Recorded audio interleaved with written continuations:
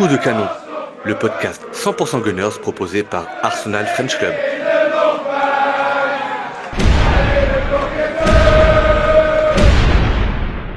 Salut tout le monde et bienvenue dans Coup de canon, l'émission où on va essayer de comprendre ce qui ne va pas ou ce qui n'allait pas aujourd'hui chez nos Gunners.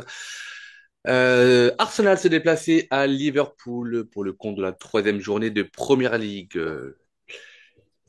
L'actuel vainqueur de la dernière édition de la Première Ligue recevait son dauphin dans un match qui devait être le match au sommet de cette troisième journée où on attendait tellement de choses après un mercato d'été prometteur et ambitieux. Et c'est probablement ce qui nous aura manqué le plus aujourd'hui, c'est l'ambition. Pour m'accompagner sur cet épisode, pardon, je vais en perdre mes mots, je crois. Mon ami Jonathan, salut Jonathan, Salut Raoul, bonsoir à tous. et le petit jeune, celui qui pourrait être mon fils, le jeune Louis. Salut Louis. Salut Raoul, salut à tous. Bon, messieurs, inutile de vous dire que je suis énervé. Hein, je pense que vous l'aurez compris déjà lors de mes messages au moment de la compo qui a été annoncée par le club à 16h15. On va essayer de comprendre ce qui n'a pas fonctionné aujourd'hui pour nos Gunners et je m'étais dit que cette année je voulais pas trop débattre sur les 11 de départ parce que finalement on peut peut-être revenir sur un ou deux choix mais je crois que finalement et je vous prie de m'en excuser messieurs mais je crois que le choix ou les choix d'Arteta, ça va être 80% de cet épisode-là, puisque au final, sans tout dire tout de suite, on n'aura pas vu grand-chose dans cette rencontre-là. Alors, il y a bien entendu des enseignements, il y a eu des joueurs qui ont été au niveau, beaucoup trop qui ne l'ont pas été. Mais on n'a pas eu grand-chose à se mettre sous la dent d'un côté comme de l'autre, j'ai envie de dire, à part peut-être un coup de génie, mais qui n'était pas du bon côté. Euh, et donc du coup, cette compo, messieurs, on y vient tout de suite, avec David Raya dans les buts, défense à 4 avec Timber, Saliba, Gabriel et Calafiori, milieu de terrain avec Zubimendi, Rice et un peu plus haut, voire beaucoup plus haut par période Merino et une ligne d'attaque composée de Madueke, de Guillaume et de Martinelli qui faisait son grand retour aujourd'hui dans le 11 de départ. Euh, je vais essayer de lâcher ma balle très rapidement, mais juste pour que nos auditeurs comprennent mon état d'esprit. On allait chercher des joueurs qu'on voulait. Arteta a eu des joueurs qu'il voulait, notamment Eze. Alors peut-être qu'il faut qu'on fasse un petit point de situation au début de cette rencontre-là.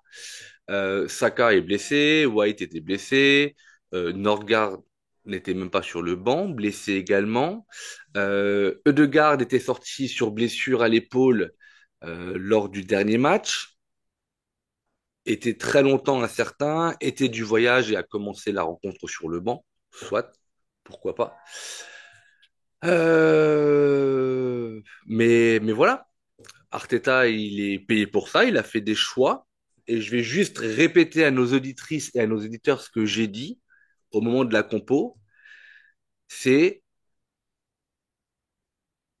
que Arteta, dans le 11 aligné, démontrait, d'après moi, et ce n'est que mon avis, un manque cruel d'ambition.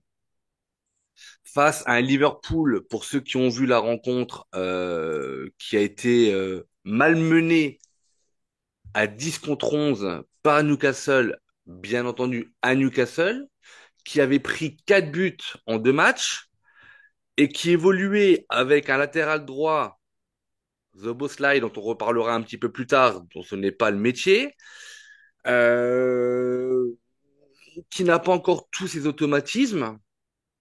Et si tu as les joueurs que tu veux et tu disposes des joueurs dont tu as voulu, montre un peu plus, s'il te plaît, un peu plus d'ambition. En tout cas, c'est mon point de vue. Et notamment là où moi, je n'étais absolument pas d'accord avec les choix, c'était notamment la titularisation de Merino. Alors, j'ai rien contre lui, celle de Martinelli, et vous savez que je n'ai rien contre lui, un peu plus aujourd'hui, je suis un petit peu en colère contre lui, mais voilà, je trouve que les deux choix-là, à savoir titulariser Merino à la place de Nwaneri, qui n'est visiblement toujours pas la doublure de Legarde, et de titulariser Martinelli, qui était, rappelons-le, le week-end dernier, le numéro 4 à son poste. Alors moi, je peux comprendre hein, les choix. Hein. On renforce le milieu de terrain, on n'a pas notre créateur. Au lieu de mettre quelqu'un qui, comme Nwaneri, qui est capable d'apporter le danger de par sa technique, de par sa vivacité, on préfère mettre un milieu de terrain qui va avoir un rôle plutôt défensif. Martinelli, on le connaît pour ses courses défensives. Donc, du coup, encore une fois, je le répète, le 11 de départ affiché était un 11 de départ, d'après moi, beaucoup trop défensif et qui montrait qu'une seule chose, c'était, pardon, qu'on était allé chercher, en tout cas, le match nul. Et ça, même pas ça, on a réussi à l'avoir. Enfin bref, je vais me taire, messieurs. La parole est à vous. Dites-moi tout ce que vous avez envie de me dire, pardon, sur cette compo de départ. Alors, je précise juste, il est toujours, bien sûr, on réagit à chaud. Le match vient de se terminer il y a 3 minutes. On enchaîne. On va pas prendre beaucoup de hauteur ni beaucoup de recul aujourd'hui, hein, bien entendu. Mais, il est plus facile de critiquer, et je l'ai même dit hein, dès le départ, hein, je l'ai même tweeté, en disant si on gagne, Arteta va passer pour un génie. À l'inverse, je pense qu'il sera, et ça je l'ai écrit à 16h30, grandement responsable du résultat du jour. Voilà. Donc, pour dire que je ne change pas mon point de vue en fonction d'un résultat. La parole est à vous, messieurs. Qui se lance? Je me tais. Bon, bah écoute, je vais commencer si tu me permets, Louis. Je te rejoins assez sur le côté Merino, qui a été titularisé à la place d'Odegaard. C'est vrai qu'on aurait pu penser voir Nwaneri qui avait pris ce rôle-là suite à la sortie de Odegaard semaine dernière. C'est vrai qu'Arteta, à mon avis, était parti pour chercher le nul. Donc, il a voulu mettre un milieu, je pense, assez physique, assez athlétique pour espérer avoir la possession, ce qui, dans les 10 premières minutes, n'était pas le cas, même si ça s'est bien retourné par la suite. Après, au niveau de Martinelli sur la gauche, je pense qu'il y a plusieurs choses. Eze est arrivé samedi dernier. Je pense qu'il n'a pas voulu mettre un trio offensif qu'il avait jamais fait avant en match. C'est pour ça, je pense que Martinelli était la seule constante par rapport aux récentes années, aux récentes formations qu'il avait. De plus, en ayant Calafiori arrière gauche qui couvrait Salah, on sait quand même que Calafiori aime beaucoup se projeter, ce qu'il a très bien fait d'ailleurs. Moi, j'ai beaucoup aimé le match de Calafiori, alors que je suis pas un grand fan d'habitude. Et on sait que Martinelli a des super replis défensifs, ce qu'il a montré à quelques reprises d'ailleurs dans le match. Donc, je pense que c'est à ce niveau-là que ça se jouait. Euh, Ça a peut-être pas marché, mais je pense que c'était ce qu'il avait en tête. Ok, mais du coup, toi, ton feeling au moment de la sortie, c'était quoi? Très honnêtement, hein, voilà, le match il est passé, mais une Bah, je vais déception, pas dire que c'est, je vais pas dire que c'est joué petit bras, mais oui, je m'attendais pas à voir Eze commencer. Ça c'est clair. Je m'attendais à le voir rentrer en seconde. Après, c'est vrai que Nwaneri, bon, maintenant, ça fait quand même un petit moment qu'il est dans le groupe. Il a assez de minutes pour pouvoir commencer ce genre de match, je pense. Donc ça, c'était un petit peu dommage. C'était un manque d'ambition, comme tu l'as dit. Louis. Moi, je suis assez d'accord avec vous, hein. Moi, j'ai vraiment ressenti d'entrée de la frilosité de la part d'Arteta. Et je suis assez surpris, en plus, au vu de la performance de Nwaneri pendant 1 heure de jeu contre Leeds, où il a quand même pris le jeu à son compte, il a pris des initiatives, il a montré aussi beaucoup de discipline dans le pressing. Donc, j'étais assez déçu de ne pas le voir sur la feuille. Et en plus, il n'est pas rentré, donc je pense que ça lui met aussi un petit coup au moral. Déçu aussi. de voir au final une équipe on sent la volonté d'Arteta de mettre de l'impact physique avec Merino, certes, mais au final, on n'a aucun joueur créatif au milieu de terrain, si ce n'est Zubimendi, mais qui reste quand même beaucoup trop en retrait. Donc, pour servir Gyökeres dans les petits espaces, pour la profondeur, on savait que Merino allait pas faire grand-chose. Et Martinelli ailier gauche, oui, moi je le comprends un peu plus. Je voyais pas aisé être titulaire et je voulais surtout pas de Trossard en début de match. Donc bon, Martinelli, je pense qu'il devait être là, au moins pour la tâche défensive. Mais bon, c'est pas ce qu'on demande d'un ailier. Et je pense qu'il y a aussi des remises en question à avoir sur un peu tous les postes. Je comprends ce que vous dites sur aisé, messieurs. Vraiment, je comprends. Ne mettons pas la charrue avant les bœufs. Ok. On est à la troisième journée de Première Ligue. Aisé, ça fait une semaine qu'il s'entraîne avec nous. Il a fait la prépa complète avec Crystal Palace.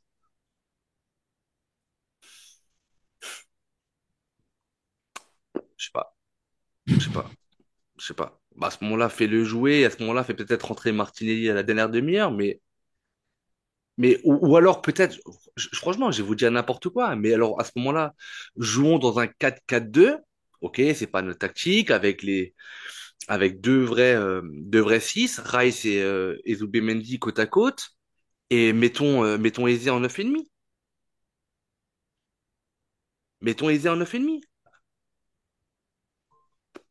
Moi, le choix de Martinelli en soi, et vous savez que je l'aime bien, mais il a fait un match de merde, et voilà. Après, c'est un joueur qui est clairement en manque de confiance, qui voit son temps de jeu ou qui a compris que son temps de jeu allait être énormément réduit, qui arrive là avec, j'ai presque envie de dire, avec encore moins, peut-être un peu moins de volonté de ce qu'on a pu connaître de Martinelli. Mais Martinelli arrêté, c'est catastrophique. Voilà, c'est pas nouveau, mais ce qu'il nous a montré en première période, c'est douloureux à voir vraiment quand on aime le foot, parce on voit un joueur qui, s'il n'a pas la vitesse, ça devient très compliqué. Euh, je sais pas, tentons d'autres choses, tentons peut-être.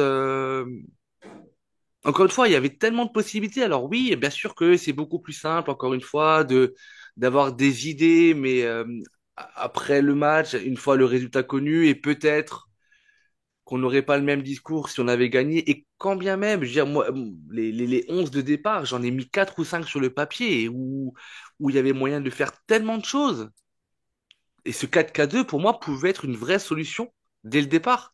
Alors, je sais que Louis, l'autre Louis, donc Loulou, a estimé qu'on évoluait dans un 4K2. Moi, je ne trouvais pas. Je ne trouvais pas. Je trouvais que Merino a tenté sur les phases de possession, ou en tout cas de relance de Liverpool, d'aller presser très haut comme Martin Odegaard est capable de le faire. Mais on était vraiment dans un 4-3-3, mais dégueulasse à voir, parce que Merino n'est pas un créateur de jeu. Il est pas, donc du coup, on savait dès le départ qu'on allait avoir du mal à mettre en place des phases offensives. Et on va y venir juste après, mais c'est ce que l'on a vu quasiment tout au long du match. Et tout ça pour après, sur un coup de génie bien plus tard dans la rencontre, espérer donner la clé des espoirs des supporters d'Arsenal à un gamin de 15 ans. Enfin bref. Euh, Enfin bref, je vais y revenir. On va faire les choses dans l'ordre, messieurs.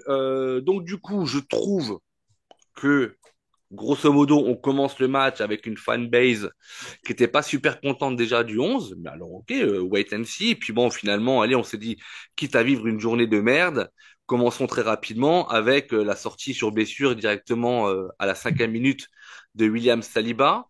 Saliba qui se blesse sur un... Alors, non pas sur le contact ou le jeu de tête, mais bien avant.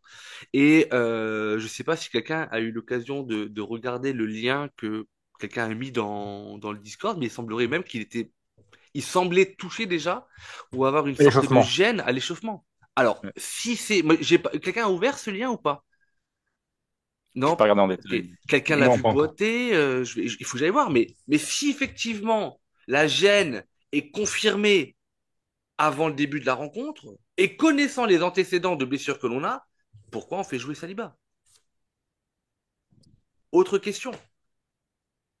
Donc, Saliba sort à la 5e minute de jeu. Mosquera, je vais pas dire première titularisation, mais en termes de temps de jeu, c'est quasiment ça.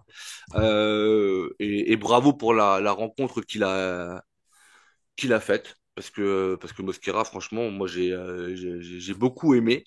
Euh, cette première période, messieurs, qu'est-ce qu'on a envie d'en dire? Parce que franchement, je sais pas si toi, Jonathan, tu as des stats de possession, etc. Je sais que Liverpool n'est pas rentré une seule fois dans la surface, d'après ce que j'ai compris, que on a, je crois, c'est 6 ou 7 corners à 0 ou à 1 à la mi-temps. Ok, est-ce qu'on s'appuie sur ce genre de stats pour dire que Arsenal a dominé? En tout cas, on a eu un début, pardon, de première période compliqué, j'ai trouvé très compliqué, avec un Liverpool qui n'était pas super impressionnant, pardon, mais avec 11 Gunners qui semblaient perdus sur le terrain ou dans l'idée de ce que l'on voulait de cette rencontre-là. Mais par contre, on a su rapidement, et c'est d'autant plus pour cette raison que je suis énervé, c'est que sans être très bon, on a su, je vais même pas dire mettre Liverpool en danger, mais éteindre Liverpool de par la possession de balles, dans la récupération. On avait toutes les cartes aujourd'hui pour faire un résultat tout autre que ce putain de 1-0 et de 0 points où tu rentres bredouille à Londres. Euh, cette première période, Louis, comment tu l'as ressenti? Dans quel état d'esprit tu étais? Euh, est-ce qu'il y a des choses qui t'ont plu? Est-ce qu'il y a des choses qui t'ont déplu?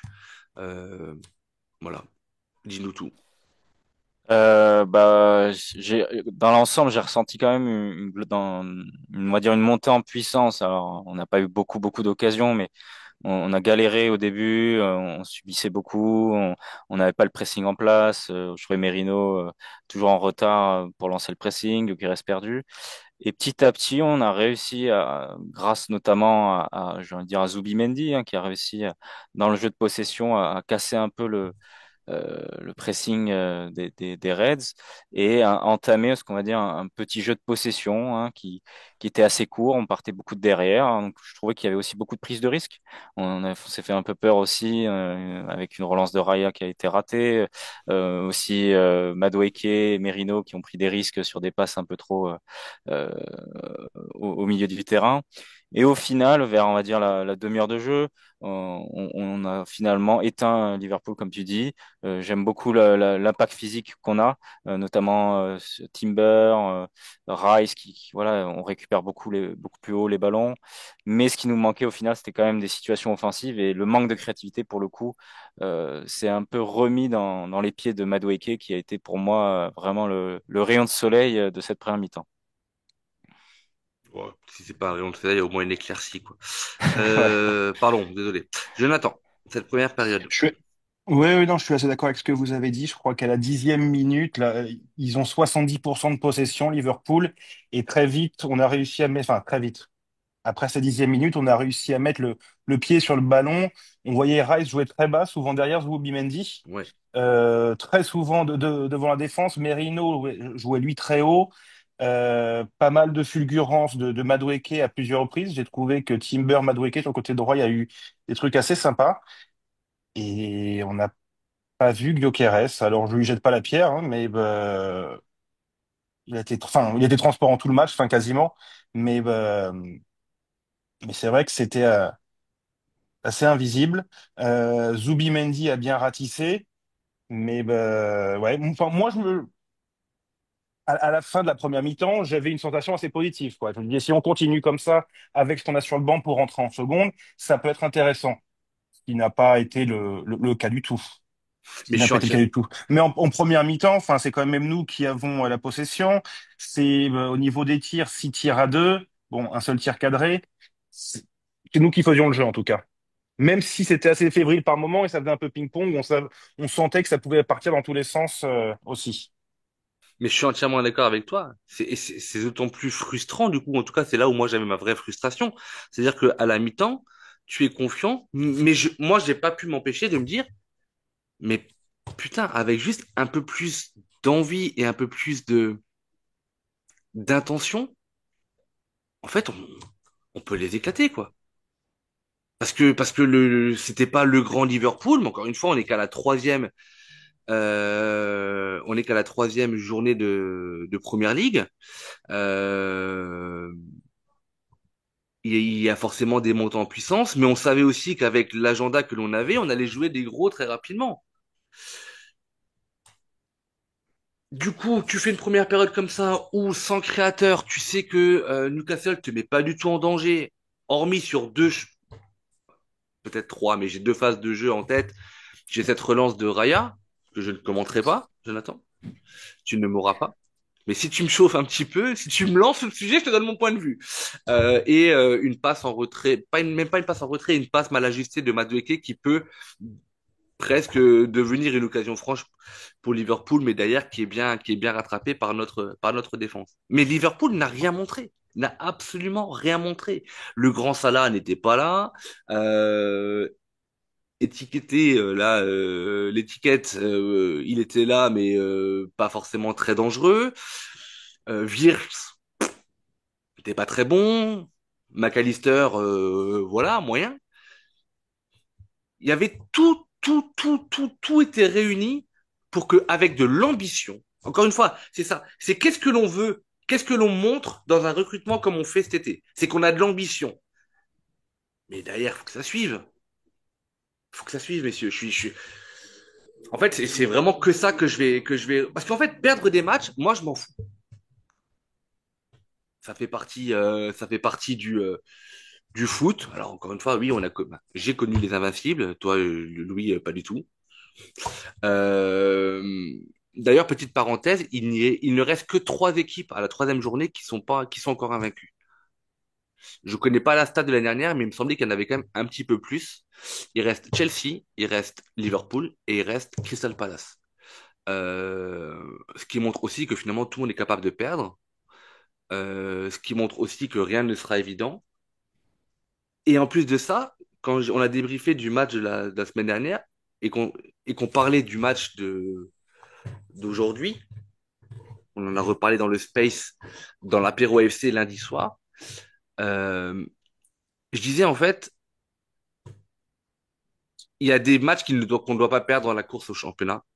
Et c'est en fait c'est ces matchs-là où tu perds 3 points contre un concurrent direct. Alors tu ne perds pas le championnat aujourd'hui, hein, attention, hein, oula, je suis pas du tout en train de dire, mais on a clairement grillé une cartouche parce que Liverpool s'en sort, je vais pas dire miraculeusement dans la première journée, mais ils sont à 2-2 à la 88e minute pour gagner 4-2 contre Newcastle.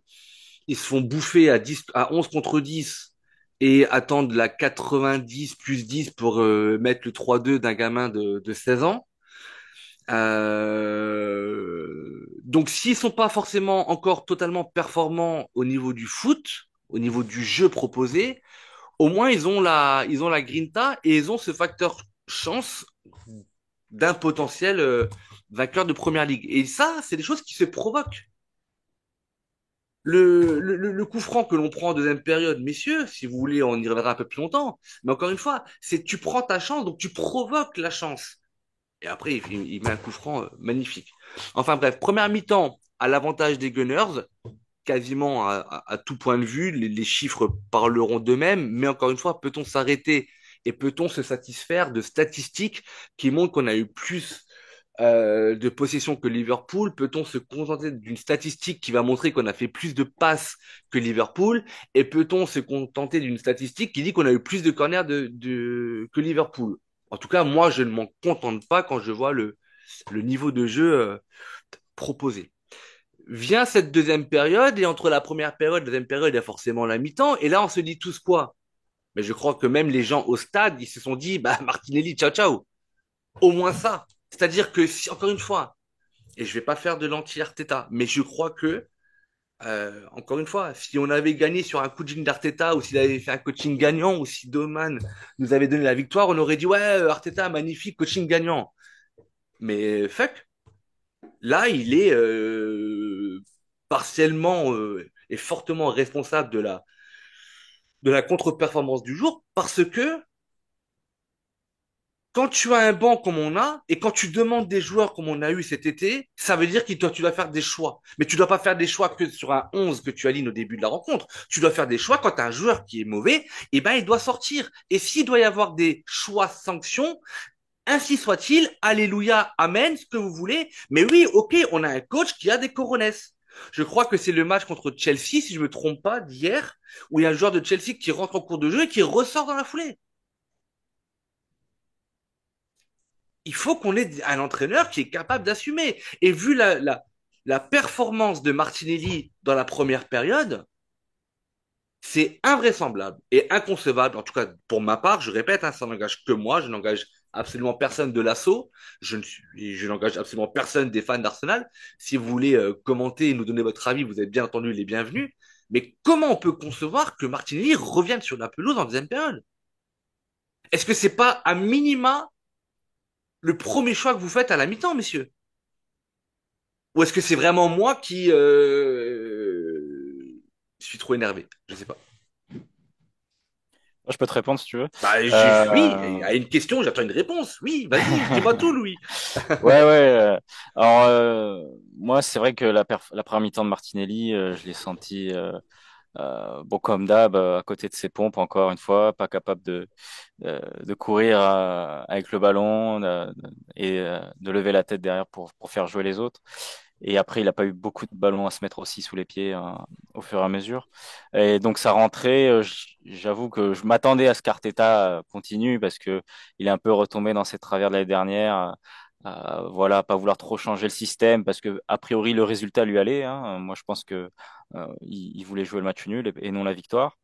Et moi, en tant que supporter et fan de notre banc, j'espérais évidemment voir du changement. Alors, toi, Martinelli, est-ce que j'aurais mis Eze, est-ce que j'aurais mis peut-être Nwaneri, pourquoi pas aussi, ça aurait pu être intéressant, un switch avec Madueke. Mais je voulais voir un peu plus de punch en attaque et plus de créativité, ouais. Jonathan, avant de te laisser la parole, je vais peut-être juste apporter une précision. C'est que, en fait, à la base, j'aurais aimé faire deux changements à la mi-temps. Si je suis Arteta, je me pose la question. Martinelli, clairement, je le sors. Et je me suis posé la question de sortir Merino pour faire rentrer Nwaneri. Parce que pour moi, c'était ce qui aurait dû se passer dès le départ. Et si dans ma tête, encore une fois, je ne suis pas sur le banc, mais si dans ma tête, je ne sors pas Merino, c'est parce que la première mi-temps de Gyökeres me fait légèrement douter de la performance du joueur sur ce match-là, et que je me dis que Merino étant notre avant-centre number two, avec la blessure d'Havertz, pardon, je me garde encore Merino sur le terrain pour éventuellement faire un changement tactique un peu plus tard où tu sors Gyökeres et tu mets peut-être Merino devant qui va aller mettre la tête ou qu'on va espérer un miracle. Donc voilà. Mais après, aisé, faire rentrer à la 60e par exemple. Voilà, ils ont, ils ont, ils ont la condition. Après, il n'y a plus besoin d'automatisme ni quoi que ce soit. Tu as la condition. À un moment donné, Martinelli n'est pas bon, il dégage. Avec, encore une fois, avec un banc comme ça, on n'aurait pas eu le même discours il y a 6 mois de ça, quand on allait jouer à je ne sais pas où avec 80% du banc de touche qui étaient des noms de l'académie que personne ne connaissait.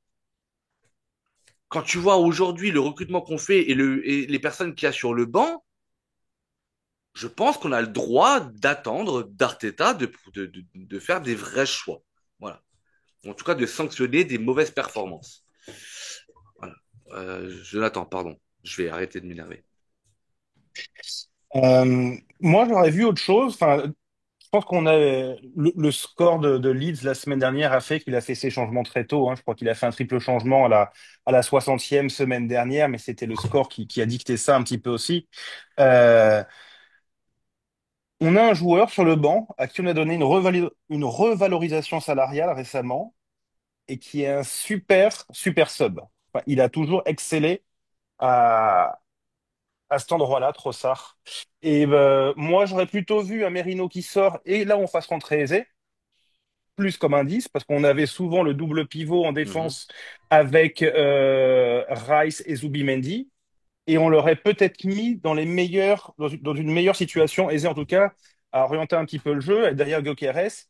et avoir quelqu'un à gauche qui a l'habitude de rentrer en cours de match, qui a déjà fait ses preuves à ce niveau-là. Parce que si on lui a donné une revalorisation salariale et qu'on joue pas sur ses atouts, c'est un petit peu dommage. Donc, Il est important de moi, rappeler qu'on a fait une excuse-moi Jonathan, mais il est quand même important de rappeler qu'on a fait une revalorisation salariale à la hauteur de l'importance qu'il a dans l'équipe.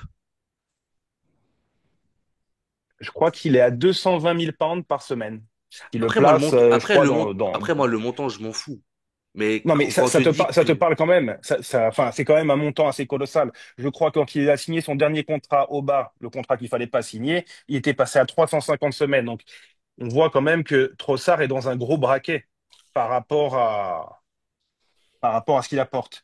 Et je sais pas, ça a peut-être été une solution, mais apparemment, le plan, c'est plutôt d'avoir toujours Aizé sur la gauche, alors que c'est pas spécialement son poste de prédilection. Je sais pas, peut-être en 10, il aurait été plus efficace. mais, attends, mais rassurez-moi, on est d'accord que dans tous les cas, à la mi-temps, tu fais quelque chose. Ou tu mets des Oui, gifles, mais tu fais quelque chose. Oui, oui, oui, je suis oui, oui. d'accord. Ou si tu le fais pas, 55e, 60e. Là, je crois qu'ils sont rentrés Oui, quoi, c'était trop tard. 69e? 70e, ouais, 60. Ouais. Mais à un moment donné, quand tu. Ben, je...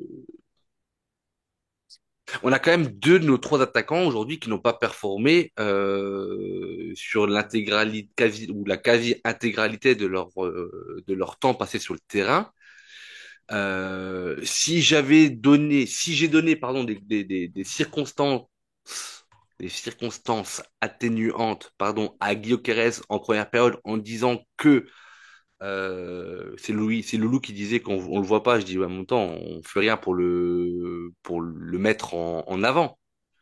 Gyökeres, parce que Gyökeres, la seule fois où il est, bah, l'une des fois où il est dangereux, c'est quand il fait un appel en profondeur comme il sait le faire et qui est remis sur Timber qui frappe contrée, qui revient sur Madueke qui frappe et ça donne un corner. Mais c'est là où on a vu le jeu c'est là où on a vu le jeu de Gyökeres, là, bah, ou ce pourquoi on l'a recruté.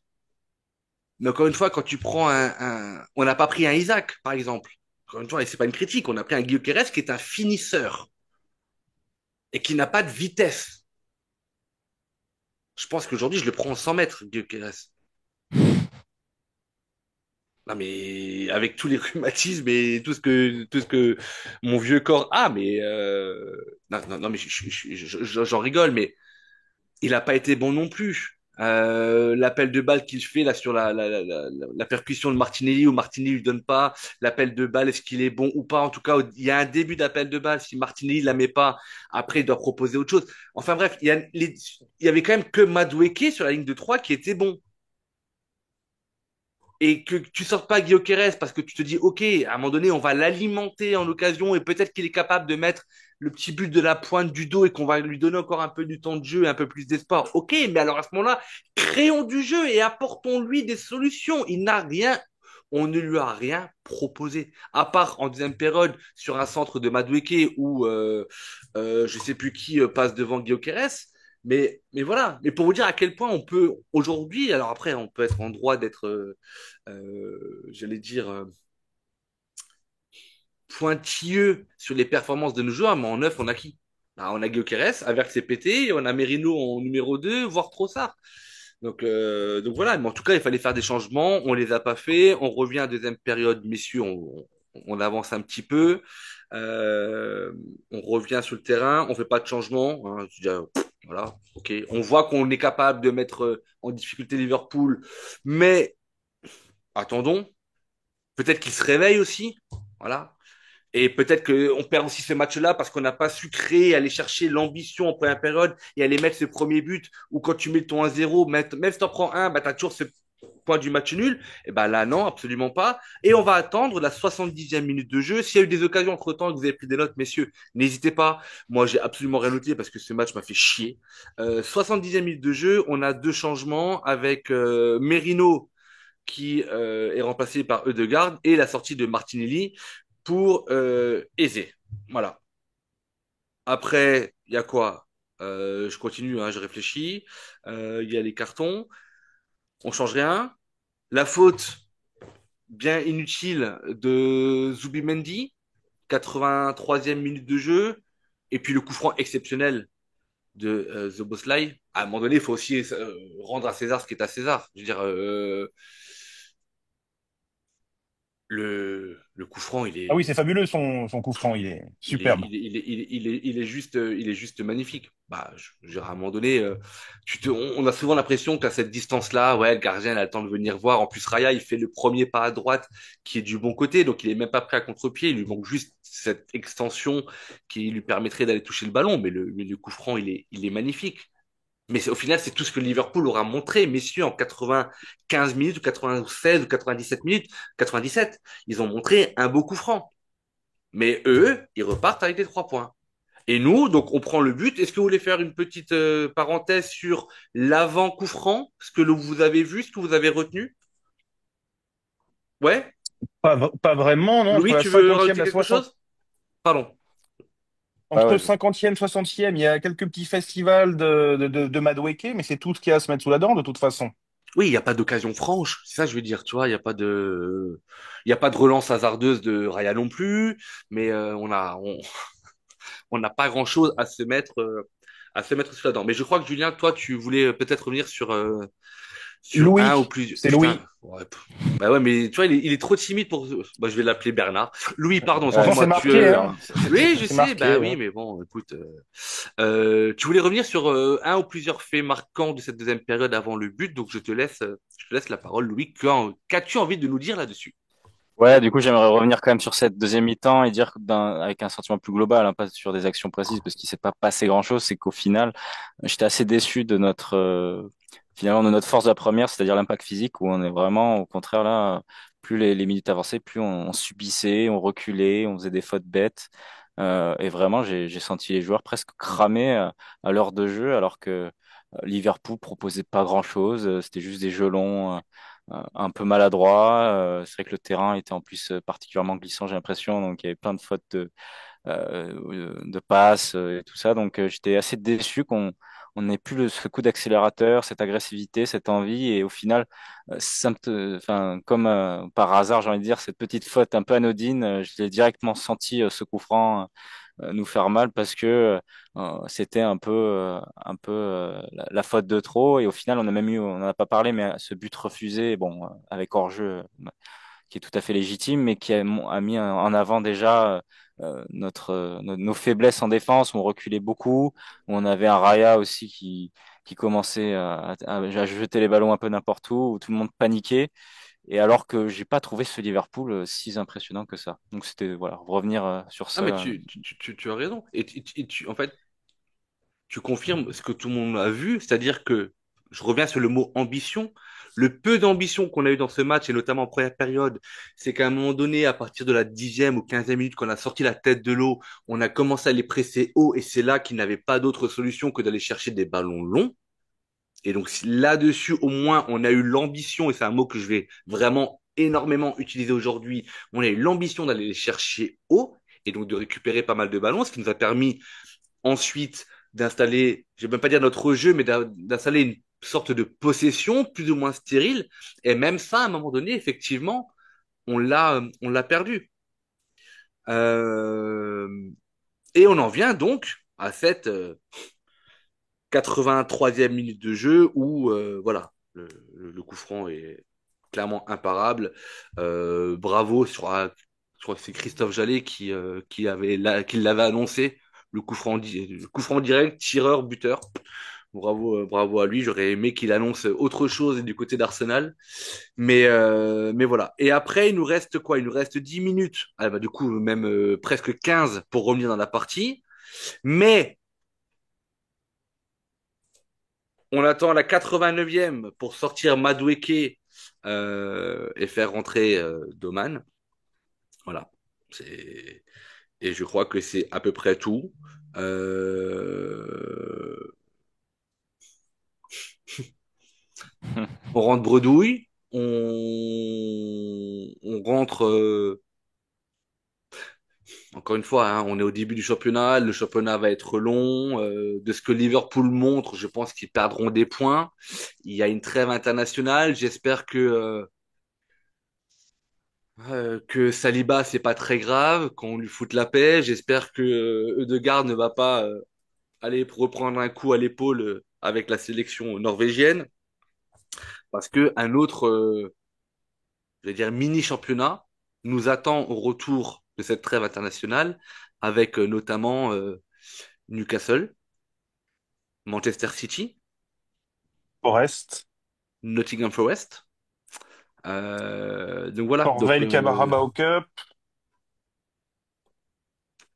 Et la Ligue des Champions. et Ligue des Champions, ouais. Donc ouais, moi perso, je suis vraiment dégoûté, dégoûté. Et je trouve que encore une fois, elle ne plombe pas le championnat, mais je trouve que c'est une défaite qui fait mal parce que tu perds 3 points contre un concurrent en direct qui a pas montré grand-chose, qui avait peut-être juste un meilleur tireur de coup franc que nous aujourd'hui. Euh, mais et surtout parce qu'on n'a pas tout mis pour aller gagner ce match. Voilà. Moi, perdre, encore une fois, hein, contre meilleur que nous, je m'en fous, hein, mais qu'on propose autre chose. Voilà. Messieurs, sur cette deuxième période, voulez-vous rajouter quelque chose? Non, Voulez-vous me parler de je pense votre... que ça va aller. Pardon? Je pense que ça va aller. Ouais. Tu vois, t'es pas tellement déçu par Doman qui en 5 minutes n'a pas réussi à faire la différence, par exemple. Non, je rigole, hein. Euh, on va. J'aimerais qu'on ouvre un petit chapitre, messieurs, sur Guillaume Quérez, parce que j'aimerais avoir votre avis, ou en tout cas votre analyse de son match d'aujourd'hui. Il n'a pas été bon, mais au-delà de ça, euh, comment vous avez perçu son match, Jonathan? J'ai vu ton regard vide, alors je te laisse la parole. Comment on a perçu son match? Bah écoute, on l'a pas trop perçu. Il a eu 17 touches de balle sur 97 minutes. Euh, il a gagné 3 duels sur 5. Il a perdu 3 duels aériens alors qu'il est quand même, je crois qu'il fait un 88. Euh, moi, c'est pas un joueur que j'ai envie de juger trop vite. On peut pas Ah non, mais donner des conclusions maintenant. Il n'était pas dans les meilleures conditions possibles.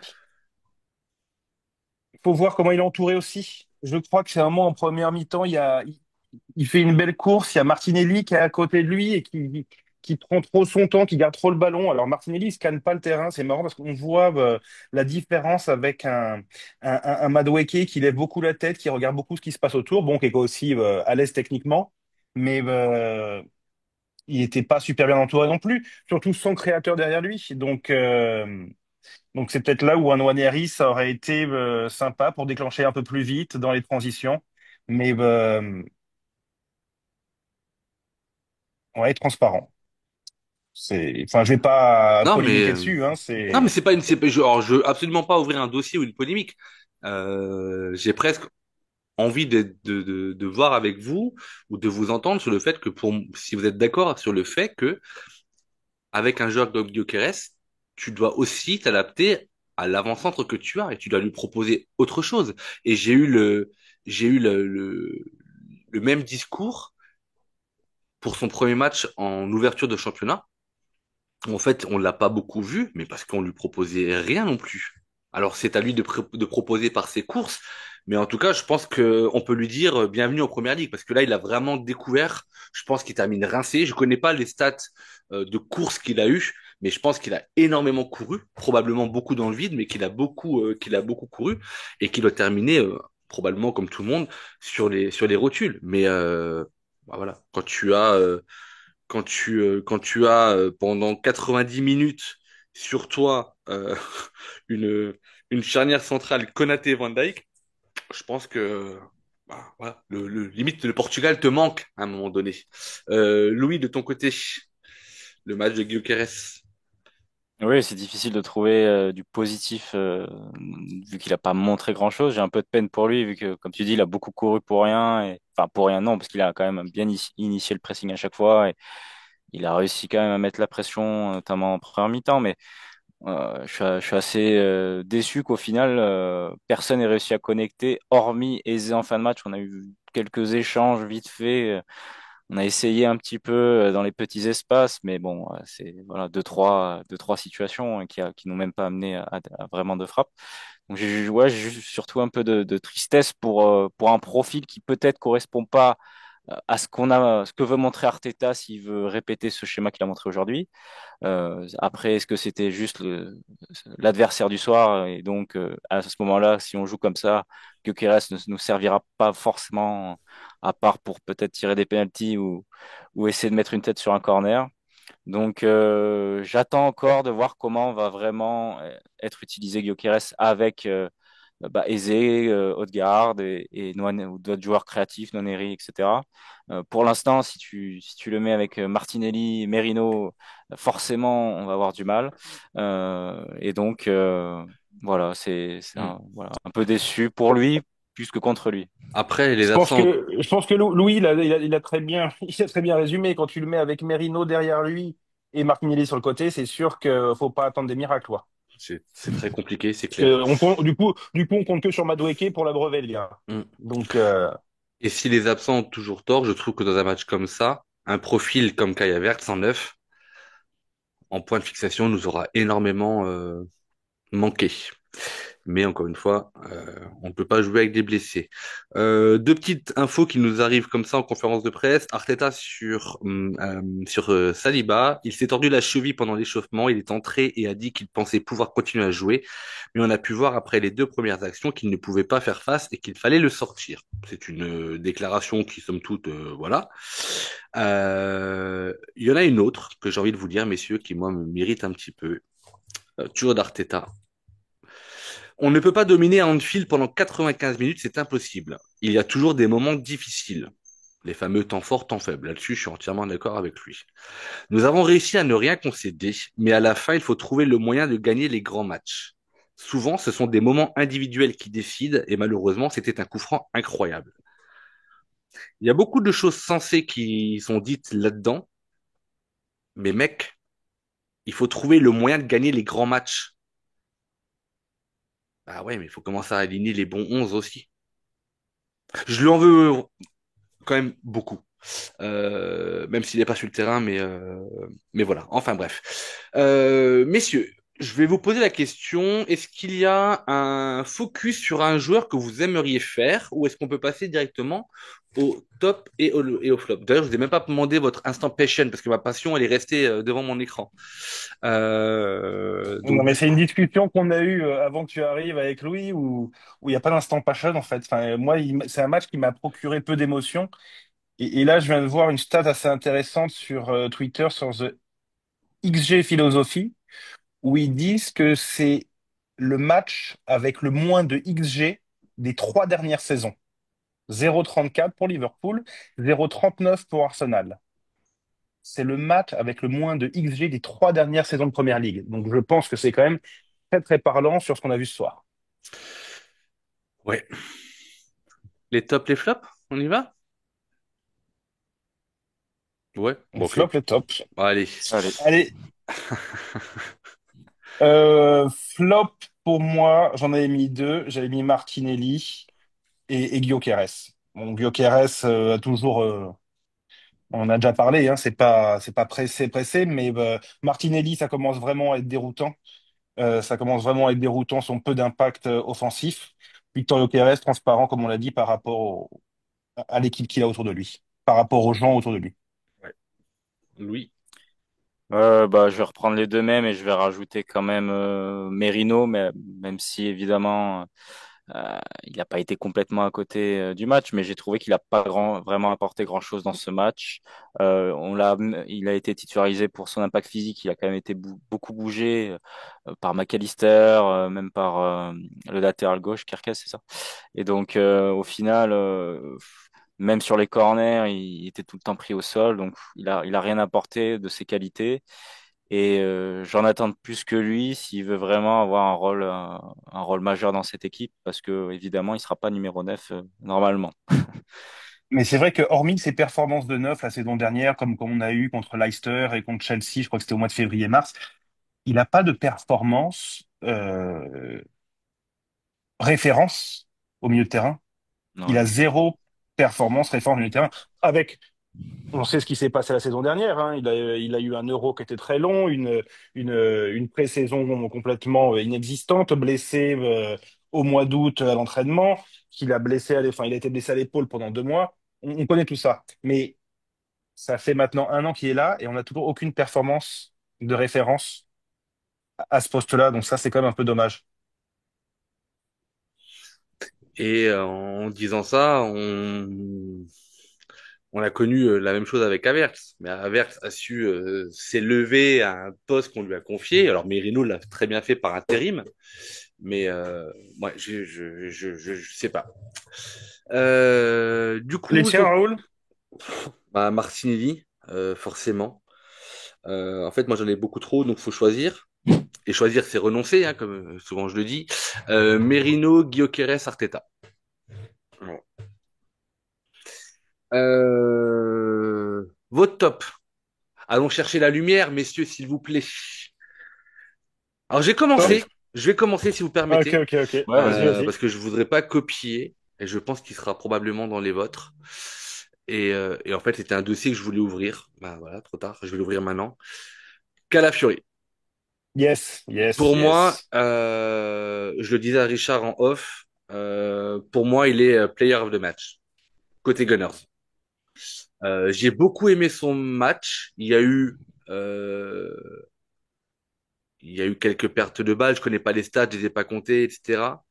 Mais ce que j'ai beaucoup aimé, au même titre que Timber et d'autres, hein, mais ce que j'ai beaucoup aimé, c'est en fait son côté, même si je suis quelqu'un d'assez psychorigide d'habitude, mais c'est son envie débordante. Et en fait, il a fait un petit peu, je vais pas dire n'importe quoi, mais tantôt il était dans le débordement côté gauche, tantôt il rentrait, tantôt il se retrouvait un petit peu n'importe où.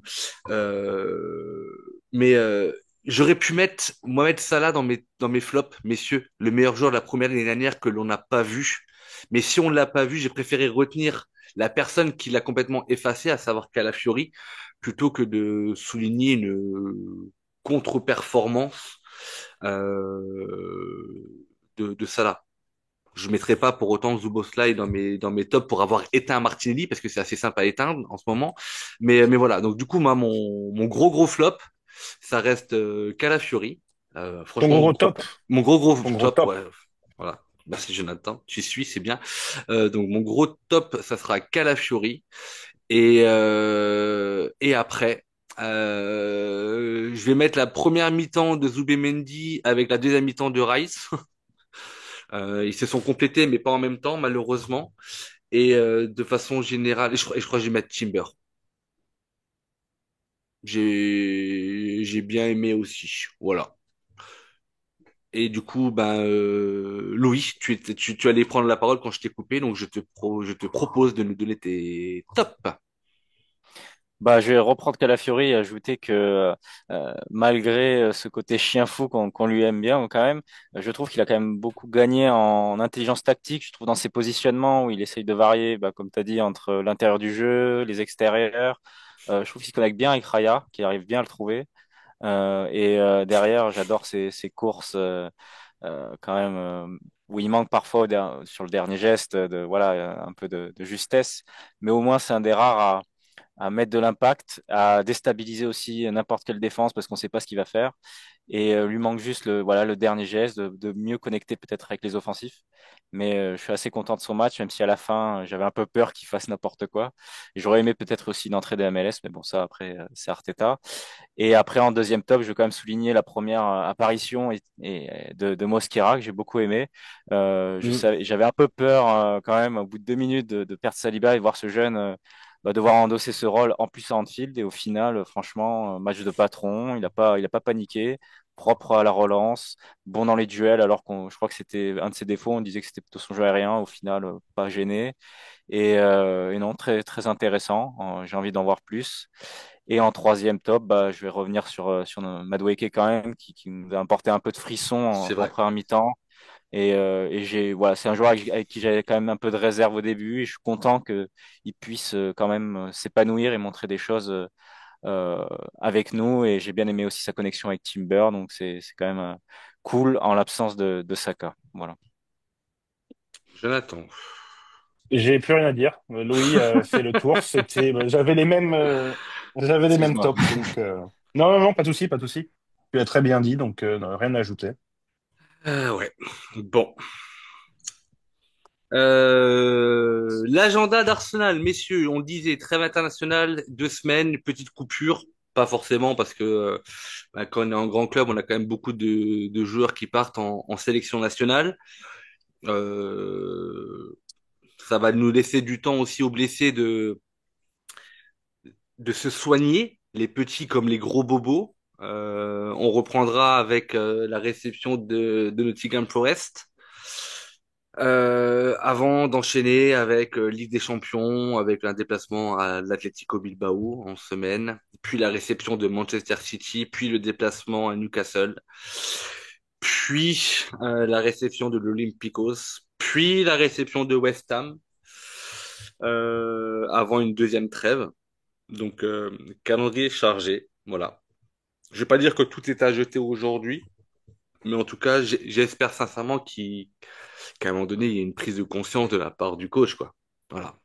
Et des attentes qui sont les nôtres et qui doivent être les siennes, d'ailleurs. Voilà. Je pense qu'il Mourons y a quand avec même eu, nos...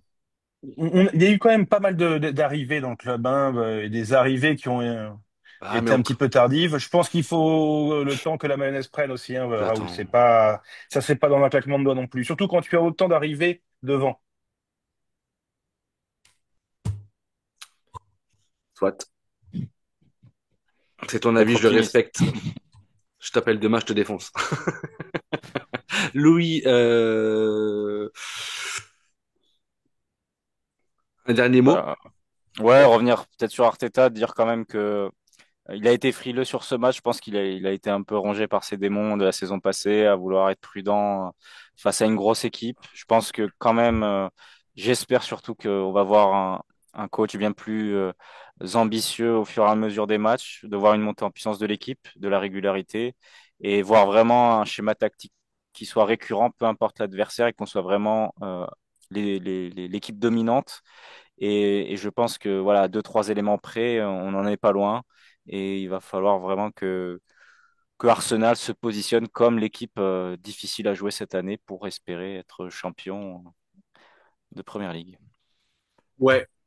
Ouais, non, mais je suis d'accord. Encore une fois, hein, c'est pas du Arteta bashing et les gens vont dire que, bah, certains diront que on est trop sévère ou pas. C'est comme ça qu'on le ressent. C'est aussi pour ça qu'on fait ces épisodes, waouh, de coups de canon et c'est pour ça aussi qu'on vous laisse la parole dans les commentaires, que ce soit sur YouTube ou sur les plateformes de podcast. Et c'est aussi pour ça qu'on se retrouve demain soir, donc lundi soir, dans un nouvel apéro AFC où la parole est à vous et qu'on échange volontiers avec vous et qu'on est prêt à débattre, hein. Encore une fois, on n'a pas toutes les vérités, mais voilà, de l'ambition, de l'ambition, de l'ambition. Je crois qu'il nous a manqué du talent et de l'ambition.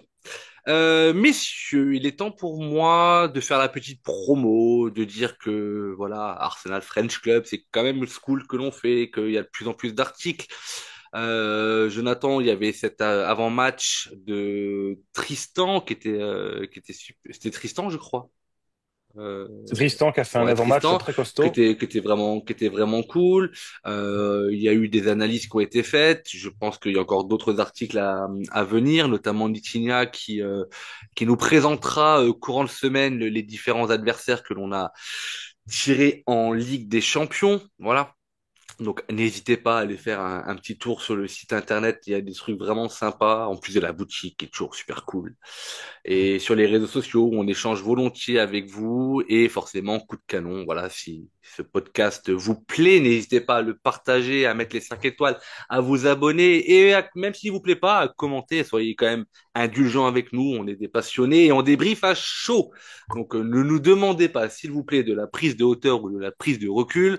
Après un match comme ça, à chaud, c'est juste pas possible. Jonathan, c'est jour férié demain en Malaisie, donc tu vas pouvoir faire une petite grasse mat. Merci à toi d'avoir prolongé ta nuit, puisque là il est 2h30 du matin, si je ne me trompe pas. C'est ça. Eh bah ouais. Eh ben, merci à toi. Ouais, Louis, tu es jeune, il est tard, c'est l'heure d'aller au lit, hein. ouais, ouais, il faut que je me brosse les dents là. Et oh, il y a la rentrée en sixième demain, alors Eh ouais. fais pas le con. Merci Louis d'avoir partagé ce moment avec Jonathan, avec moi et avec nos auditeurs.